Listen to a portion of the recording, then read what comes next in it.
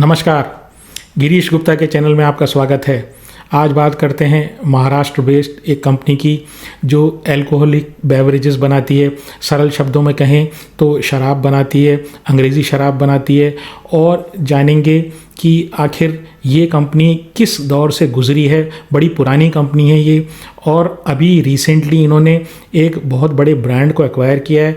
तो ये भी जानेंगे कि कंपनी की एक्सपेंशन स्ट्रेटजीज़ क्या है, और हमेशा की तरह इस कंपनी का बिजनेस मॉडल समझेंगे, कंपनी की स्ट्रेंथ और वीकनेसेस समझेंगे। तो शुरू करते हैं हमेशा की तरह कंपनी के इतिहास से। जैसे मैंने बताया, कंपनी का बड़ा इंटरेस्टिंग इतिहास है। कंपनी की स्थापना जुलाई 1933 में महाराष्ट्र शुगर मिल्स लिमिटेड के रूप में हुई, यानी कि जो शुरू में ये कंपनी एक शुगर मिल की तरह स्थापना की गई इस कंपनी की।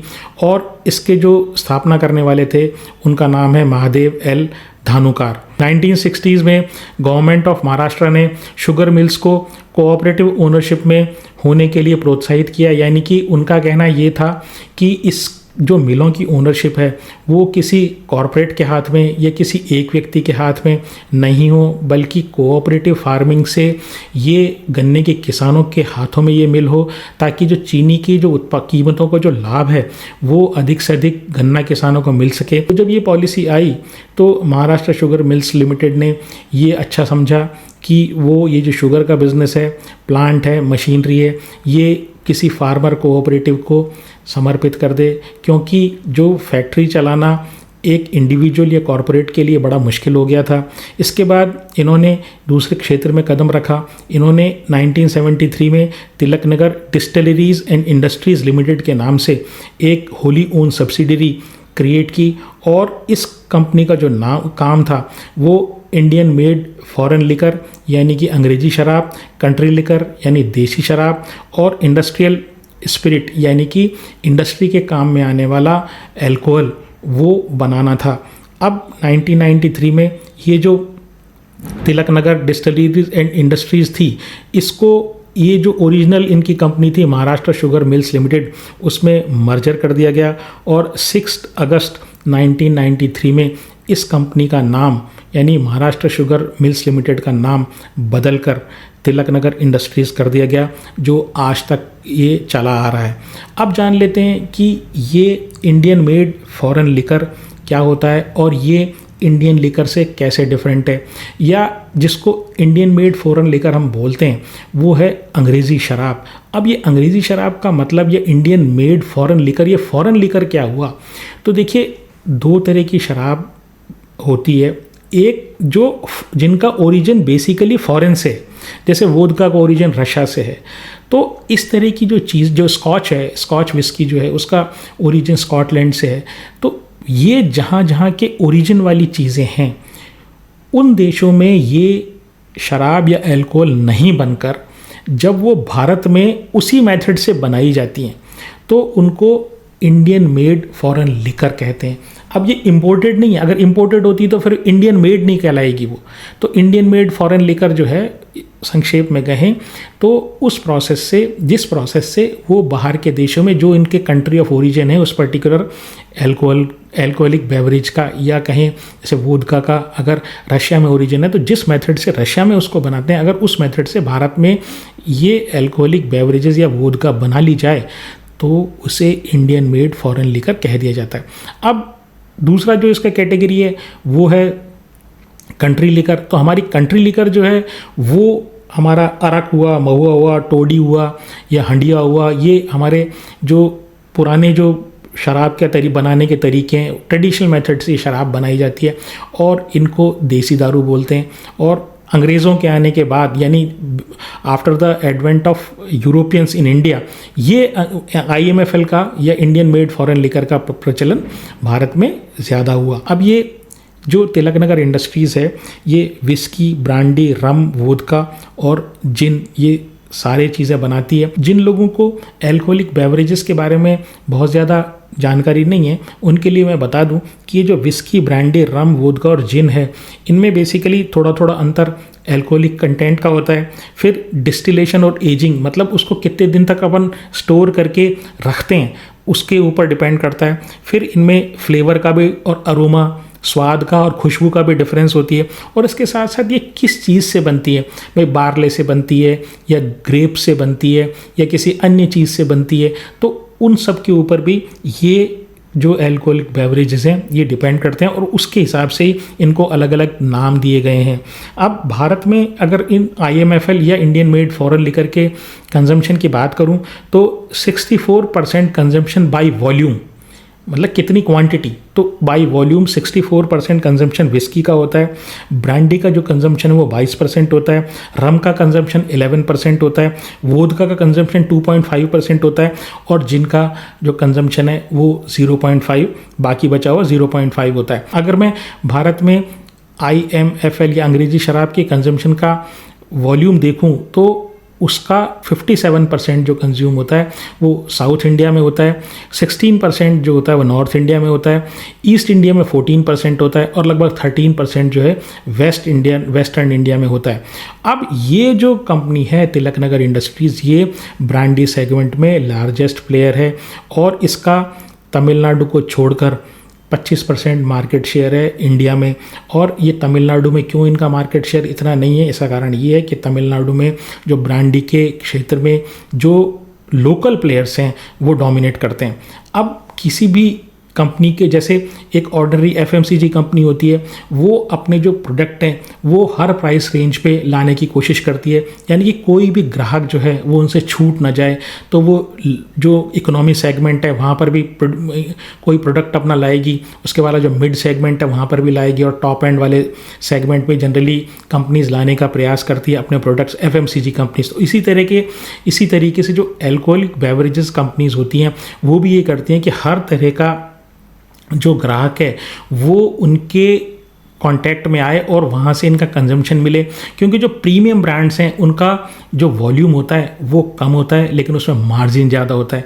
दूसरी चीज़, जो लोएस्ट एंड होता है, जो इकोनॉमी जिसको कहते हैं या पॉपुलर ब्रांड जिसको बोलते हैं, उसमें वॉल्यूम बहुत ज़्यादा होता है लेकिन मार्जिन उतना नहीं होता। तो इनके पास भी ऐसे ही 4 सेगमेंट में ये डील करते हैं।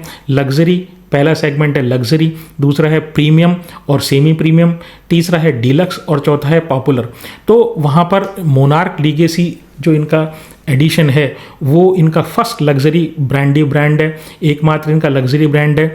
इसके अलावा मेंशन हाउस ब्रांडी, ये इनका फर्स्ट प्रीमियम फ्लेवर्ड ब्रांड है, जो जैसे नाम से जाहिर है कि ये प्रीमियम सेगमेंट में है।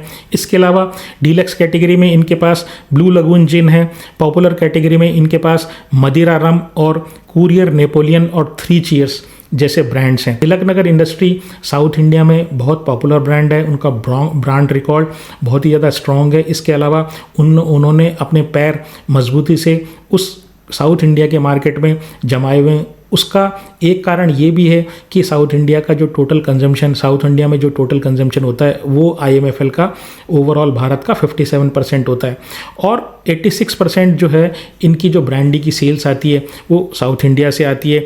21 इनके मैन्युफैक्चरिंग यूनिट है, 10 स्टेट्स में ये इनके मैन्युफैक्चरिंग यूनिट्स हैं और इनमें से ये 4 ये खुद ओन करते हैं और 17 जो है ये कॉन्ट्रैक्ट मैन्युफैक्चरिंग से बनवाते हैं, मतलब किसी को कॉन्ट्रैक्ट दिया हुआ है और उसके बेसिस पे वहाँ से ये अपना माल जो IMFL है वो बनवाते हैं। अब FY25 में इन्होंने 1 करोड़ 19 लाख IMFL के केसेस बेचे, 1 करोड़ 19 लाख। एक जो इनका एक्सपेंशन हुआ है वो बहुत ही ज़बरदस्त, इन्होंने एक ब्रांड को एक्वायर किया है और उससे इनको बहुत ज़्यादा फ़ायदे होने वाला है। जुलाई 2025 में इन्होंने परनोड रिकॉर्ड का जो बिज़नेस एक्वायर किया, जिसके माध्यम से इन्होंने इंपीरियल ब्लू ब्रांड के एल्कोहलिक बेवरेजेस का प्रोडक्शन, बॉटलिंग, मार्केटिंग और सेल्स के राइट ले लिए।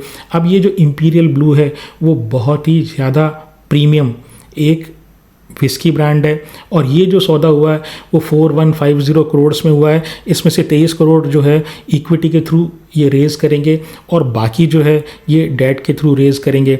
अब इंपीरियल ब्लू ब्रांड के बारे में थोड़ा सा और मैं बता दूं, ये भारत की जो top 3 largest whisky brands by volume है उसमें से एक ब्रांड है। ये जो कंपनी है ये इंपीरियल ब्रू के एक्विजिशन के बाद ये तिलक नगर इंडस्ट्रीज़ के स्केल इंप्रूव हो जाएगा। इसके साथ ही साथ इनके पोर्टफोलियो डाइवर्सिफाई हो जाएगा, जो अभी कंसंट्रेटेड है विस्की के ऊपर, जो अभी कंसंट्रेटेड है ब्रांडी के ऊपर, और साथ ही साथ इनका मार्केट शेयर भी इंप्रूव होगा। फिर इनकी ब्रांड इक्विटी भी, यानी तिलक नगर इंडस्ट्री की ब्रांड इक्विटी भी इंप्रूव होगी। ब्रांड इक्विटी का क्या मतलब होता है? इसका मतलब ये होता है कि कोई ये पूछेगा कि भाई ये इंपीरियल ब्रू, ये चीज़ तो बहुत अच्छी, ये है किसका ब्रांड? तो लोग कहेंगे भाई ये तिलक नगर इंडस्ट्रीज़ का ब्रांड है। तो इनका भी नाम रोशन होगा। जिस प्रकार से अगर कोई बच्चा बहुत अच्छा एग्ज़ाम में परफॉर्म करता है और आसपास के लोग पूछते हैं भाई ये किन का लड़का है, तो वो कहेंगे भाई ये इनका लड़का है। तो इस प्रकार से ही ये जो तिलक नगर इंडस्ट्रीज़ की ब्रांड इक्विटी भी ये एक्विजिशन जो है ये इम्प्रूव करेगा। इसके अलावा इसका वाइड नेटवर्क है, किसका? इंपीरियल ब्लू का। तो डिस्ट्रीब्यूशन नेटवर्क है और इस डिस्ट्रीब्यूशन नेटवर्क को भी ये एक्वायर करेगा और अपने डिस्ट्रीब्यूशंस को, यानी तिलक नगर इंडस्ट्री जब इस ब्रांड को एक्वायर इसने किया तो उसका डिस्ट्रीब्यूशन नेटवर्क भी उसके पास आया, और इसके साथ ही ये तिलक नगर इंडस्ट्री अपना खुद का भी जो है ब्रांड जो अपना नेटवर्क है, डिस्ट्रीब्यूशन नेटवर्क, उसको इम्प्रूव कर पाएगा। अब मैं स्ट्रेंथ की बात करूं तो देखिए इनकी बड़ी ही एस्टेब्लिश्ड मार्केट पोजीशन है, बहुत सालों से काम कर रहे हैं, वेल नोन इनके ब्रांड्स हैं और इनके प्रोमोटर्स का बहुत ही शानदार ट्रैक रिकॉर्ड है। 1933 से कंपनी काम कर रही है और कम से कम 1973 से तो उन्होंने एल्कोहलिक बेवरेजेस के मार्केट में प्रवेश कर रही है। तो लगभग 50 साल इनको, 52 साल इनको हो गए हैं अपने इस क्षेत्र में। इसके अलावा ये, जैसे मैंने बताया, ऑर्गेनिक एक्सपेंशन तो कर ही रहे हैं। ऑर्गेनिक एक्सपेंशन का मतलब ये कि कोई कंपनी ऑन इट्स ओन जब डेवलप करती है, अपनी कैपेबिलिटीज़ को इम्प्रूव करती है और नए नए क्षेत्रों में जाती है, उसको ऑर्गेनिक एक्सपेंशन बोलते हैं। और जब वो दूसरी कंपनीज़ को एक्वायर करती है तो वहाँ उस चीज़ को इनऑर्गेनिक ग्रोथ बोलते हैं, इनऑर्गेनिक एक्सपेंशन बोलते हैं। तो जैसे इन्होंने अभी इंपीरियल ब्लू को इन्होंने एक्वायर किया तो ये इनऑर्गेनिक इनका एक्सपेंशन है। फिर ये ब्रांडी के क्षेत्र में मार्केट लीडर है, जैसे मैंने बताया। और इंडस्ट्री की अब मैं बात करूं तो देखिए ये जो इंडस्ट्री एल्कोहलिक बेवरेजेस और जो इस तरह की इंडस्ट्रीज़ हैं जिनको सिन गुड्स कहा जाता है, तो आजकल ये चीज़ें टैबू नहीं रहीं और जो युवा वर्ग है इसमें लगातार जो एल्कोहलिक बेवरेजेस हैं इसका कंजम्पशन बढ़ रहा है। सोसाइटी में भी इसका एक एक्सेप्टेबिलिटी होती जा रही है। ये बेसिकली भारत में, और विश्व की बात मैं नहीं करता हूँ, लेकिन भारत में काफ़ी ज़्यादा आगे आने वाले समय में ग्रोथ करने वाली इंडस्ट्री है, क्योंकि बहुत सारा अनटैप्ड जो पॉपुलेशन है जो ड्रिंक नहीं करता है, वो over a period of time, थोड़ा टाइम लगेगा, लेकिन ये धीरे जैसे जैसे हमारी समृद्धि में वृद्धि होगी, जैसे जैसे हमारी जीडीपी बढ़ेगी, जैसे जैसे जो सोशल स्टिग्मा इसके उस ऊपर से हटेगा, जैसे जैसे समाज में इन एल्कोहलिक बेवरेजेस की एक्सेप्टेबिलिटी बढ़ेगी, वैसे वैसे ये एल्कोहल इंडस्ट्री जो है ये भी ग्रो करेगी। तो ये जो तिलक नगर इंडस्ट्री है ये एक कहूँ कि भारत के, कम से कम भारत के कॉन्टेक्स्ट में एक ग्रोइंग सेक्टर में है।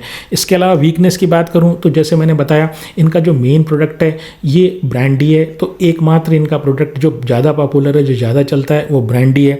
तो कंसनट्रेटेड पोर्टफोलियो है। दूसरी बात ये, ज्योग्राफी भी इनकी कंसनट्रेटेड है। 86% इनका जो वॉल्यूम आता है ये साउथ इंडियन स्टेट से आता है।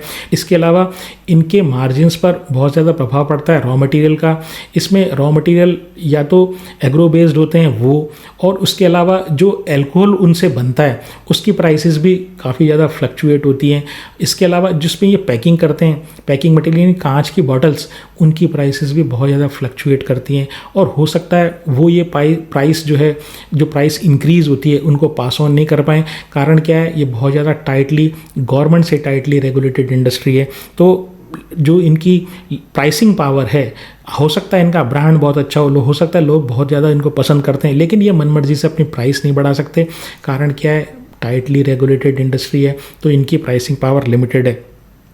अब मार्केट कैप की बात करूं तो 8600 करोड़ का, 8600 करोड़ का मार्केट कैप है। डेट टू इक्विटी 0.05 है। ये सारे डेटा जो है ये जून 2025 का है। और अब जो जैसे मैंने बताया कि इन्होंने इंपीरियल ब्लू को जब एक्वायर किया तो उसके बाद इनको डेट लेने की आवश्यकता पड़ेगी, क्योंकि पार्टली उसको फंड ये करेंगे डेट से और पार्टली फंड करेंगे इक्विटी से। तो ये जो रेशियो है, जो डेट टू इक्विटी 0.05 है, ये चेंज हो जाएगा। इसके अलावा इनकी जो ROE है बहुत ही अच्छी है, 30% की ROE। पी भी काफ़ी रीजनेबल है, अन्य जो अल्कोहलिक बेवरेजेस बनाने वाली कंपनी उसके कंपैरिजन में 31% का है। 3 साल की सेल 22% बढ़ी है, 3 साल का जो प्रॉफिट है वो लगभग 93% बढ़ा है। प्रमोटर के पास लगभग 40% है, FII के पास 15%, DII के पास 1% और पब्लिक के पास 44% है। तो ऑल इन ऑल मैं बात कहूँ तो ये जो एक्विजिशन है, इन्होंने जो भी इंपीरियल ब्लू का एक्विजिशन किया है, इसके बाद डेफिनेटली इनकी जो ब्रांड इक्विटी बढ़ेगी, इनका जो कंट्रोल है डिस्ट्रीब्यूशन नेटवर्क पर ऑल ओवर इंडिया में, वहाँ पर ये बढ़ेगा। और आगे बस आपको ये देखना है, या जिस भी निवेशक को देखना है वो ये देखना है कि किस तरीके से ये कंपनी उस ब्रांड को जिसको इन्होंने एक्वायर किया इंपीरियल ब्लू को हैंडल कर पाती है, किस तरीके से अपने आप में अपने कंपनी में इसको अमालगमेट कर पाती है और किस तरह के आगे रिजल्ट दे पाती है। तो शेयर को कोई ख़रीदने या बेचने की मेरी कोई राय नहीं है। अगर आपको इस तरह की इंडस्ट्री में बने रहना है तो एक ठीक ठाक सी कंपनी ये मुझे नज़र आती है। लेकिन आप ये जो एक्विजिशन इन्होंने किया इसकी परफॉर्मेंस अवश्य देखें, और परफॉर्मेंस अगर ठीक ठाक सी लगे तो आप अपने फाइनेंशियल एडवाइज़र से पूछकर ही कोई निर्णय लें। मेरे शेयर में ख़रीदने या बेचने की कोई राय नहीं है। आज के लिए इतना ही। अगर आपको मेरा प्रयास पसंद आया हो तो चैनल को सब्सक्राइब करें, वीडियो को लाइक करें और शेयर करें। नमस्कार, धन्यवाद, जय हिंद।